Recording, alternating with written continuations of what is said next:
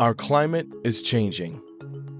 Our population is growing. These two trends interact in ways that are incredibly important, but often overlooked. Climate change and population dynamics are interacting in complex ways that will shape the context of our collective future. Everything from the future of trade and economic prosperity, the future of peace and stability, where people live, the food they eat, the choices they make for their future. Neither climate change nor population dynamics are operating in a vacuum, and yet we continue to silo them in conversations. Population is growing most rapidly in parts of the world where people are highly vulnerable to the impacts of climate change. Here are the countries with population growth rates that are more than twice the global average. And here are countries that are ranked most vulnerable to the negative impacts of climate change. And here is where these two trends overlap.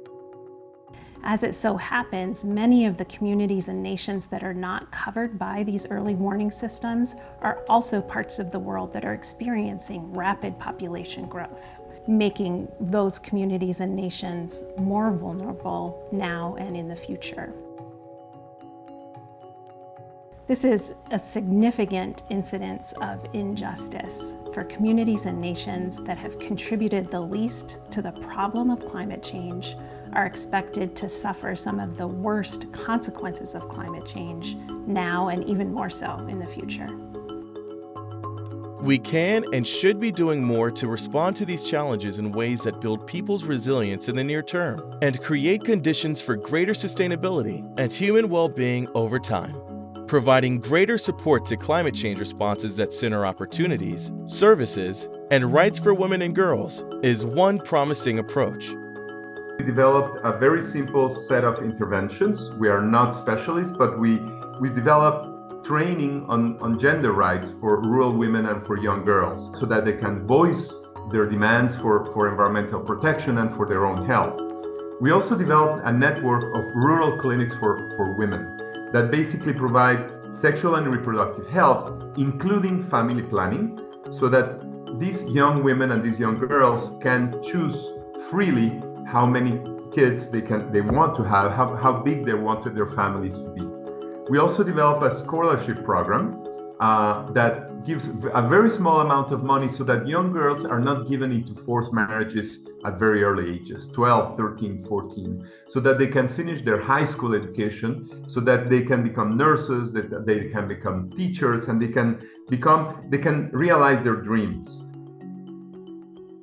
What's really great from a climate and governance standpoint is those efforts at family planning, reproductive health, and education yield tremendous social and economic dividends that can really help make communities more resilient in the face of environmental change. It's a win-win-win. Uganda has been able, for instance, to integrate population dynamics in the national determined contributions, and also developed the national population policy that integrates population health and environment. We have also had very great success in terms of integrating family planning and SRHR into the national climate change policy, but also a number of policy frameworks that have been in place, like the population health and environmental frameworks and other frameworks. Investing in strategies that expand opportunities, services, and rights for women and girls, particularly their rights to education and health services, including family planning, can build their resilience and that of their families and communities. Over time, such investment can bend the population growth curve downward, creating greater prospects for a more just and sustainable future for all. Population and climate change is reaching these critical levels. There has never been good time than now to kind of heavily invest in access to health care rights, best voluntary family planning, and girl education, and promoting equality. All of these have to be integrated into climate interventions. They are very, very important. These complex problems will not be solved with a single-pronged approach. And I think that the key lesson here is that we need systemic and dynamic strategies that in a single village will bring together all the solutions.